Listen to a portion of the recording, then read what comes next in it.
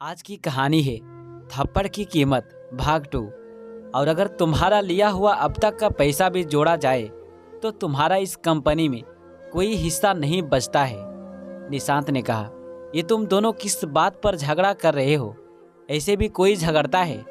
उनकी माँ ने गुस्सा करते हुए कहा, माँ तुम ही देखो ना कि भैया सिर्फ 5 लाख रुपये के ऊपर मुझसे झगड़ा कर रहे हैं। कुणाल ने अपनी माँ से कहा, माँ जरा इससे पूछो कि इसने वो 5 लाख रुपये किसे दिए हैं। निशांत ने कहा तो माँ ने कुणाल की तरफ देखा। वो माँ बस किसी को बहुत ज़रूरत पड़ गई थी इसलिए वहाँ देनी पड़ी। कुणाल ने थोड़ा अटकते हुए कहा, जिसे तुमने दिए हैं वो सालों से तुम्हारे पैसों पर ऐसी ही ऐश काट रही है। निशांत को अब गुस्सा आ गया था। तुम किसकी बात कर रहे हो?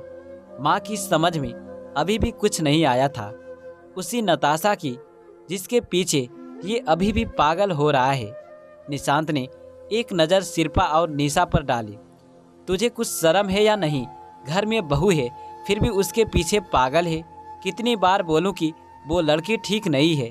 मैंने एक ही नज़र में उसे पहचान लिया था। माँ ने कहा, माँ वो बहुत अच्छी और समझदार है। गलत तो आप लोग हो। आपने ही मेरा रिश्ता वहाँ से तुड़वाकर इस लड़की के साथ करा दिया जिसे मैं पसंद नहीं करता। कुणाल ने गुस्से में कह दिया। निशा की आंखों में आंसू आ गए थे। शिल्पा ने उसे देखा। तुम अंदर चलो।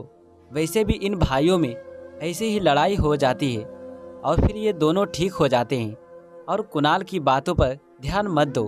शिल्पा ने उसके आंसू पोंछते हुए कहा और फिर निशा को जबरदस्ती अंदर ले गई। बहुत हो गई तुम्हारी बकवास, अब तुम निकलो यहाँ से। निशांत ने कहा, मैं क्यों जाऊँ यहाँ से? ये घर मेरा भी तो है। कुणाल ने कहा, किस घर की बात कर रहे हो? तुम शायद भूल रहे हो कि ये घर भी उसी कंपनी के दायरे में आता है। इसलिए अब अपना सामान समेटो और निकलो मेरे घर से। निशांत ने कहा तो कुणाल गुस्से में अपने कमरे में चला गया और अपना सामान पैक करने लगा। मैं भी आपके साथ चल रही हूँ। निशा ने कहा, तुम मेरी कुछ नहीं लगती, मुझे तुम्हें कहीं नहीं ले जाना है। कुणाल ने कहा, आप शायद ये भूल रहे हैं कि मैं आपकी पत्नी, आपकी जीवन संगनी हूँ। आप 7 फेरे लेकर मुझे यहाँ लाए थे तो मेरा ये हक है कि जहाँ भी आप जाएंगे मैं भी आपके साथ चलूँगी। निशा ने कहा तो कुणाल फिर कुछ नहीं कह पाया। दोनों जाने के लिए बाहर आ गए और सामान एक गाड़ी में रखा जाने लगा। निशा, ये तुम क्या कर रही हो? तुम क्यों यहाँ से जा रही हो? शिल्पा ने पूछा। दीदी, जहाँ भी मेरे पति रहेंगे वहीं मेरा घर होगा और आप चिंता ना कीजिए, मैं इन्हें अच्छे से संभाल लूँगी।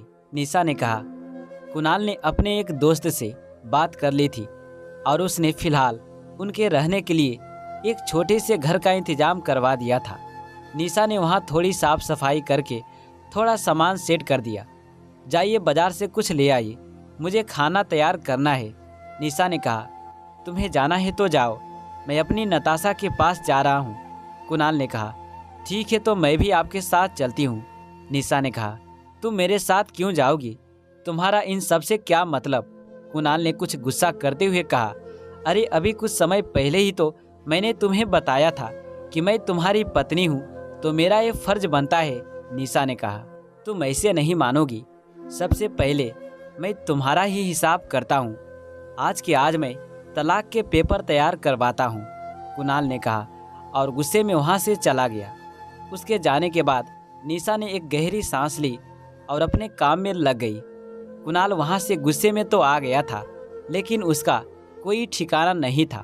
कुछ सोचकर उसने नताशा को फ़ोन लगाया लेकिन 2-3 बार मिलाने पर भी बस घंटी ही जाती रही, किसी ने फ़ोन नहीं उठाया। कुणाल को और भी गुस्सा आ गया था। वो वहाँ से नताशा से मिलने उसके रूम पर पहुँच गया तो वहाँ से उसे पता चला कि नताशा ने वो कमरा अभी 2 दिन पहले ही छोड़ दिया है। हार कर कुणाल वापस आ गया। ले आए आप तलाक के पेपर? निशा ने पूछा। देखो इस वक्त मेरा बहुत ज़्यादा दिमाग खराब है, मेरा और दिमाग खराब मत करो। कुणाल ने गुस्से में कहा।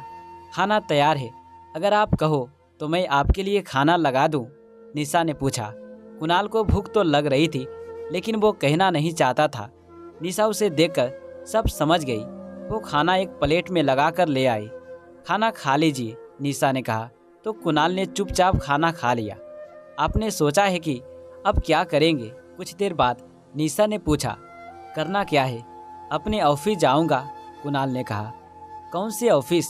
वहाँ तो अब आपका कुछ भी नहीं रहा है, निशा ने पूछा। तो कुणाल थोड़ी देर के लिए सोच में पड़ गया। मेरी नताशा के बहुत सारे लोग जानने वाले हैं, वो मेरी कहीं ना कहीं जॉब लगवा ही देंगे।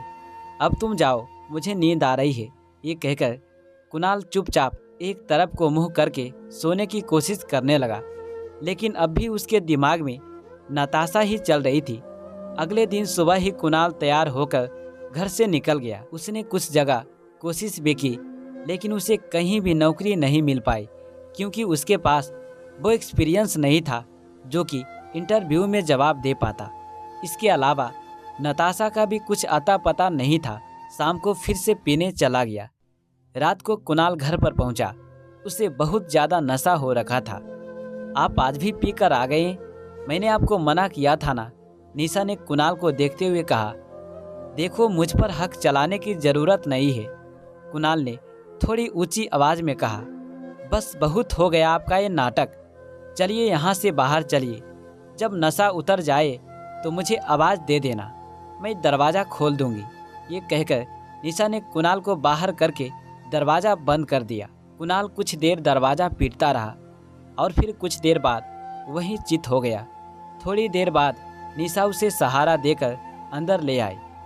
सुबह जब कुणाल की नींद खुली तो उसने देखा कि निशा कहीं जाने के लिए तैयार हो रही है। उसका सिर अब भी घूम रहा था।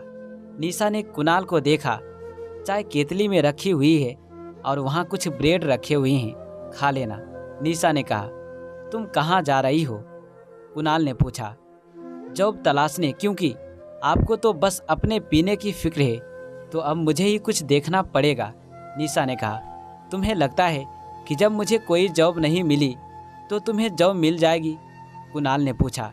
देखा जाएगा, निशा ने कहा और चली गई।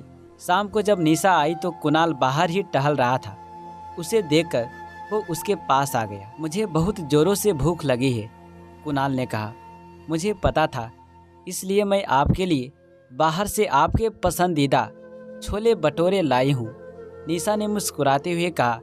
तो कुणाल ने जल्दी से निशा से वो पैकेट ले लिया और खाने लगा। मुझे जॉब मिल गई है, निशा ने कहा। तो कुणाल उसे चौंक कर देखने लगा।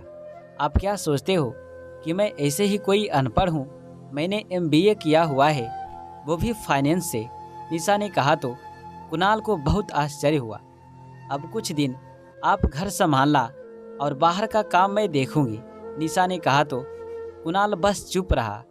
डोंट वेरी, मैं आपके लिए खाना तैयार करके जाया करूंगी ताकि आपको मेरे पीछे भूखा न रहना पड़े, निशा ने मुस्कुराते हुए कहा।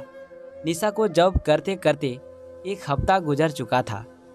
कुणाल को कुछ अक्ल आ गई थी, लेकिन अभी भी उसके दिमाग से नताशा नहीं निकली थी। आज भी वो अपना पर्स देख रहा था तो अचानक ही उस पर्स में से नताशा की तस्वीर निकलकर नीचे जा गिरी। कुणाल कुछ देर उस तस्वीर को देखता रहा और फिर घर से निकल गया। शाम को जब वो नशे की हालत में घर आया तो उसने निशा को देखा, जिसे उस वक्त बहुत ज़्यादा गुस्सा आ रहा था। मैं वो, कुणाल ने कहा। तो निशा ने उसके हाथ से बोतल लेकर बाहर फेंक दी।